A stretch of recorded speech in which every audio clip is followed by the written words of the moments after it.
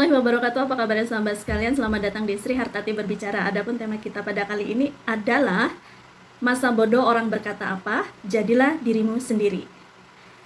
Masa bodoh menurut Kamus Besar Bahasa Indonesia, masa bodoh itu sama artinya dengan terserahlah, sesukamulah, acuh tak acuh, tidak peduli, tidak ikut memikirkan. Dan ternyata masa bodoh itu bahasa baku. Saya baru tahu loh, masa bodoh itu bahasa baku. Dan bahasa gaul dari masa bodoh itu adalah bodoh amat. Kata bodoh amat ini booming melalui TikTok, dimana pertama kali saya melihat TikToknya itu TikTok Raffi Ahmad dan istrinya Nagita Slavina, kemudian menjadi booming, diikuti banyak artis lainnya, dan diikuti oleh netizen. Oke. Mengapa TikTok bodoh amat ini, lagu bodoh amat ini bisa booming? Ya biasanya booming itu karena dia sesuai dengan keadaan yang sedang terjadi ya. Oke, sekarang kita lihat dulu apa isi dari lirik lagu bodoh amat yang dinyanyikan oleh Julia Vio dan Insan Awai. Lirik pertama adalah, bahkan lo mati pun ya gue masa bodoh, gue mah bodoh amat. Di lirik yang pertama ini sadis ya. Bahkan lo mati pun ya gue masa bodoh, gue mah bodoh amat. Ini bagaimana ini? Ini seperti satu kebencian yang luar biasa ya. Masa orang mati kita masa bodoh ya. Masa sebenci-benci kita pada sesuatu hal, seseorang maksudnya, kemudian orang itu mati, kemudian kita acuh tak acuh. Mungkin nggak sih itu? Bisa saja, tapi dari pandangan sisi manusiawi ya, ini sepertinya hiperbola ya, kata-kata yang dibesar-besarkan ya. Saya rasa tidak sedemikian pada kenyataannya. Oke, kita lanjut. Di bait yang keduanya, ya bodoh amat, mungkin sekolah lo kagak tamat. Ralat, otak lo itu sudah berkarat, ngomong ini itu kagak bermanfaat, ngegibah lo bakat, dah jadi adat. Ya, jadi mungkin sekolah lo kagak tamat. Ini kata bodoh amat ini satu luapan emosi yang terjadi dikarenakan terkadang orang terdekat kita atau orang sekeliling kita itu suka gosipin kita ya, suka ngomongin kita. Pada akhirnya terkadang menjadi fitnah karena kebenarannya itu masih dipertanyakan, belum tentu benar. Mereka menilai kita dari perspektif mereka, kemudian mereka menyimpulkan, dan dari mulut ke mulut menjadi besar, akhirnya menjadi satu fitnah. Namun ini kan tidak hanya terjadi di masa kini ya, yang namanya ngerumpi fitnah, ngerumpi gosip yang akhirnya menjadi hoax. Kalau sekarangnya hoax. Namun di zaman Belanda ini pun kan satu strategi yang digunakan Belanda untuk mengadu domba kita, di mana politiknya yang terkenal dengan divide et impera ya, politik adu domba. Berarti dari zaman Belanda sampai zaman sekarang, kita, budaya kita, orang Indonesia ini masih masih mudah untuk masih mudah untuk diadu domba, karena mungkin gosip itu atau ngerumpi itu menjadi satu budaya masih ya. Ya, kalau ngomongin orang itu masih menjadi satu budaya, itu berarti dari zaman Belanda sampai sekarang itu artinya pergeseran intelektualnya belum terlalu signifikan ya, karena orang yang hobinya ngomongin orang, menyebarluaskan berita tentang seseorang yang belum tahu kebenarannya, kemudian menjadi fitnah, kemudian menjadi adu domba, menjadi pecah belah. Itu kan ciri daripada orang-orang yang belum secara intelektual belum mapan ya, belum dewasa. Orang cerdas itu dia nggak ngomongin orang lain, nggak mau ngomongin peristiwa. Yang dia bicarakan itu adalah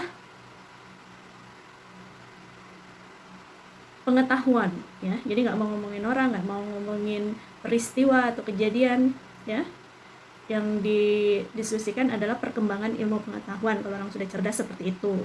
Jadi kalau masih ngomongin orang itu adalah level terendah dari, konon kabarnya level terendah dari satu pemikiran intelektual, ya. Nah sekarang di bait kedua katanya ya bodoh amat, mungkin sekolah lu kagak tamat.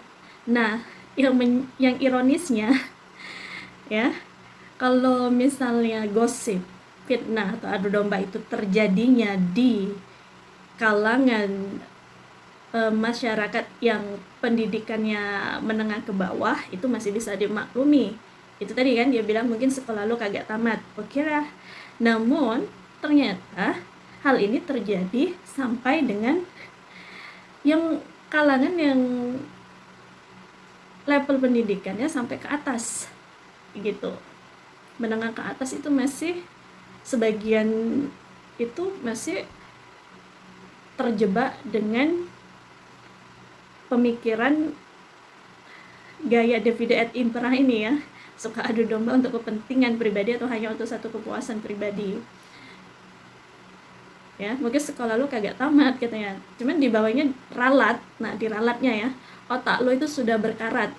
Ralat di sini artinya dia nggak nyinggung tentang sekolah, karena ini terjadi tidak hanya orang yang level pendidikannya menengah ke bawah, ternyata terjadi juga di menengah ke atas. Jadi di ralatnya, kalau orang menengah ke atas, level pendidikannya menengah ke atas namun intelektualnya masih terjerat dalam gosip, fitnah, dan adu domba, itu berarti kategorinya otak lo itu sudah berkarat. Nah lebih parah lagi ya, kalau otaknya sudah berkarat itu pendidikan itu sudah tidak mampu, level pendidikan yang tinggi tidak mampu untuk membersihkan karat itu gitu. Ngomong ini itu kagak bermanfaat, ya. Ngomongin orang itu kagak bermanfaat. Ngegibah lo bakat, ngegibah itu ngegosip, ya. Gosip itu butuh bakat nggak ya? Iya, saya rasa ngegibah itu butuh ini juga loh, satu ketertarikan juga. Ada orang yang nggak tertarik. Kalau suami saya itu kalau sudah mulai ngomongin orang lain, dia nggak ngerespon, dia diem orangnya. Kalau ngomongin ide bisnis, gimana kita maju, itu dia responnya, gimana kita ke depan, masa depan kita ini bagaimana, dia tertarik. Tapi kalau udah ngomongin orang lain, ya terkadang dia masih menghargai kita, mendengarkan, maksudnya diem, masuk telinga kanan keluar telinga kiri, menghargai curhatan kita, tapi tidak mau menanggapi. Dan jika sudah berlebihan, dipatahkannya, katanya sudahlah nggak usah ngurusin hidup orang lain, urusin aja hidup kita, seperti itu. Artinya ngegibah itu memang ada orang-orangnya, nggak semuanya gitu. Namun mungkin 1/1000 yang nggak suka gibah, ya. Ngegibah lo bakat dah jadi adat. Wah, udah jadi adat ya, budaya. Oke, di lirik selanjutnya, ngomongnya pakai jari di sosmed tiap hari. Ya, zaman sekarang kan kehidupan sosialnya itu lebih ini ya, lebih erat lagi. Karena kalau dulu kan, kalau kehidupan sosial dulu kan ya paling gosip, ngegibahnya ya antar lingkungan dekat rumah lah, atau 40 ke depan, 40 ke samping kanan, 40 rumah samping kiri, 40 rumah belakang, tetangga kita aja yang tahu atau saudara. Namun di zaman media sosial ini kan, misalnya pertemanan kita di Facebook itu 5.000 orang, ya berarti 5.000 orang dari penjuru benua ini tahu kalau kita sedang ngegosipin seseorang, ya. Ngomongnya pakai jari, ngetik status di sosmed tiap hari, gosip lo cari-cari, lalu sibuk maki-maki, ya. Ini realita ya. Sebagian dari kita menggunakan Facebook itu untuk pelampiasan emosi diri.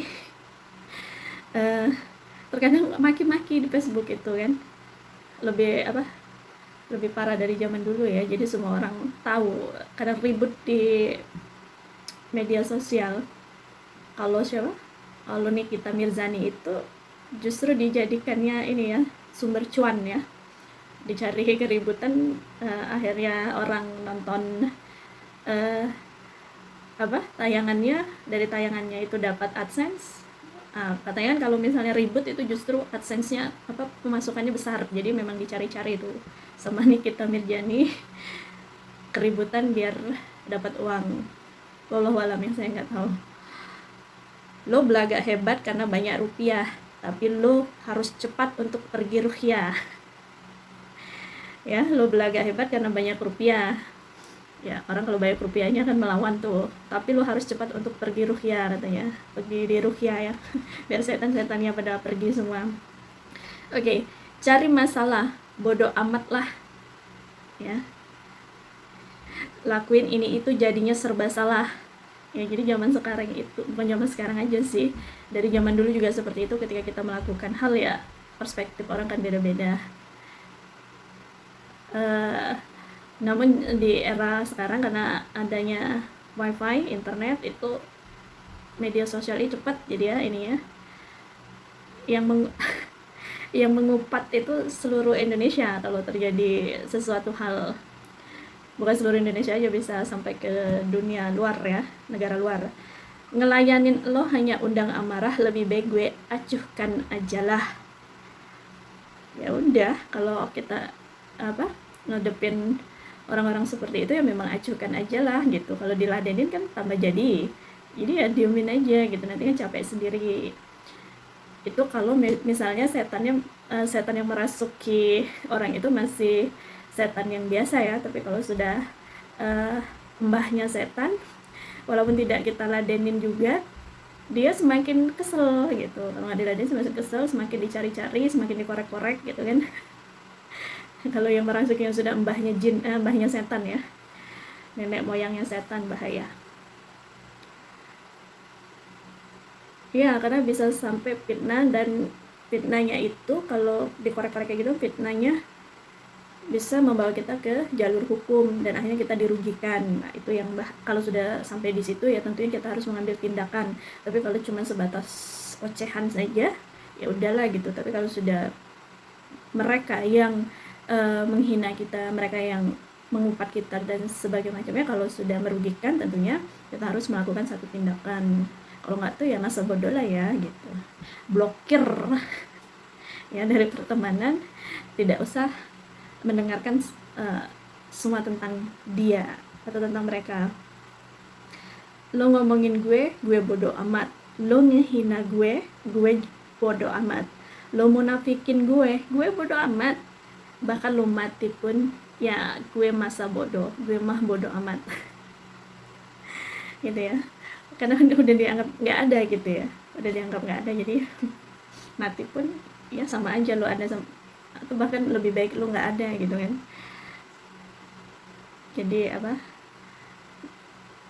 ngurang-ngurangi masalah. Gue tahu lo tuh lebih hebat, sampai temen sendiri berani lo sikat, tapi gue yakin lo bakal cepat pulang kampung dan balik ke akhirat. Oke. Karena gue makan bukan dari lo, gue juga tidur bukan di rumahnya lo, gue juga nggak pernah minta duit sama lo, jadi ya terserah gimana maunya lo. Gue nggak layak untuk menghukum lo, juga bukan ahli nujum, bisa nilai gue tanpa dasar hukum. Lagu ini spesial buat lo semua yang hobinya ngomongin gue di belakang, karena lo mau ngomong apapun gue nggak akan pernah denger. Mau lo gimana pun, lah gue mah bodo amat, ya kan Noy? Yoi, jadi buat kalian bilang suara gue cempreng atau kalian mau ngomongin apapun itu terserah kalian. Dan seterusnya ya, rapnya ya. Iya, jadi ini satu fenomena yang luar biasa ya. Kalau seseorang itu sudah ada bakat untuk menggibah, untuk fitnah, sampai ke adu domba, terkadang saya juga heran. Terkadang saya pengalaman saya pribadi ya, terkadang saya tuh nggak tahu apa-apa, tiba-tiba nanti orang terdekat kita jadi menjauhi kita gitu. Loh ini kenapa gitu kan? It's impossible, tidak mungkin itu terjadi apabila tidak ada sesuatu hal yang disampaikan kepada orang tersebut. Nah, saya juga heran mengapa terkadang seseorang itu mempercayai sesuatu hal yang katanya gitu. Ya susah ya kalau misalnya saya Sri Hartati, kamu dibilangin itu gini loh gitu. Lah ya kalau saya mah masuk telinga kanan, keluar telinga kiri kalau sifatnya katanya kayak gitu ya. Tapi saya herannya ternyata sesuatu hal yang katanya itu tadi dipercaya, dia langsung benci sama kita. Itu kan berarti yang yang setan yang merasukin orang yang menyebar fitnah ini tadi, berarti kan itu sudah rajanya setan. Jadi dia bisa menghipnotis seseorang yang dekat dengan kita untuk percaya dengan dia sehingga membenci kita. Ya gimana ya, luar biasa menurut saya. Tapi menurut saya kedua-duanya itu kurang kerjaan gitu. Buat apa kan dia melakukan itu, kerjaan banyak. Kalau saya sih ngapain gitu kita ngomongin orang. Itu juga itu juga pengaruh dari suami sih, karena suami itu orang yang nggak mau ngomongin orang. Akhirnya saya juga menyerap energi itu. Jadi kita ngomongin ide, kita ngomongin bisnis, bagaimana ke depannya, bagaimana hidup lebih baik, kita nggak ngomongin orang lain. Kalau orang lain melakukan sesuatu hal bla bla bla ya biar aja, selama tidak terbukti ya. Seperti sebagaimana kata Raffi Ahmad itu, rumah tangganya itu bertahan karena Nagita Slavina itu orangnya, selama biarpun di luaran itu heboh Raffi Ahmad begini, selama dia tidak mendengar langsung dari Raffi Ahmad, selama dia tidak melihat langsung suaminya melakukan kesalahan, ya masa bodoh gitu. Makanya tidak mau melihat HP-nya Raffi Ahmad. Nah, saya suka gaya Nagita Slavina, kenapa hidup kita harus dipersulit seperti itu, apalagi sampai ngorek-ngorek kesalahan orang lain untuk disampaikan kepada orang lain sehingga orang lain ribut. Pusing amat ya, ribet amat ya hidup kita ya kalau cuma dihabiskan untuk hal seperti itu. Mending kita melakukan hal-hal yang produktif yang mendapatkan cuan gitu, seperti bikin video YouTube ya kan, yang akhirnya bisa diterima di masyarakat, memberikan dampak positif kepada masyarakat, dan kita juga akhirnya mendapatkan timbal balik hal positif juga gitu. Ya seperti itulah ya, berarti suasana kehidupan sosial kita dari zaman Belanda sampai zaman sekarang masih divide et impera, mudah diadu domba ya. Karena apa? Karena berarti tingkat intelektual kita masih belum terjadi perkembangan yang signifikan. Harus terus diupayakan untuk perkembangannya ya. Dan yang menjadi catatan, kalau level pendidikannya tinggi tapi masih suka fitnah, gibah, dan adu domba, berarti ada yang salah dari proses pembelajarannya itu, ada yang kurang ya. Bukan, bisa jadi ada yang salah ataupun ada yang kurang ya. Tapi itulah namanya dunia ya, tidak akan mungkin semulus yang kita harapkan, karena manusia macam-macam, punya topengnya masing-masing, punya sandiwaranya masing-masing, punya kepentingannya masing-masing, punya sudut pandangnya masing-masing. Sebenarnya kita bisa hidup berdampingan dengan damai ya, tapi bagaimana lagi, sistem yang dibangun oleh Allah Subhanahu wa taala memang seperti itu. Allah mengizinkan yang namanya syaitan untuk menggoda umat manusia.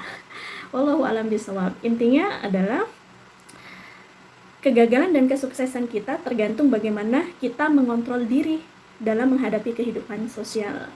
Jadi yang terjadi di kehidupan sosial silakan saja, yang penting kita bisa mengontrol diri kita tahu batasan-batasan kita kita mengikuti arus, namun kita tidak ikut tenggelam di dalamnya.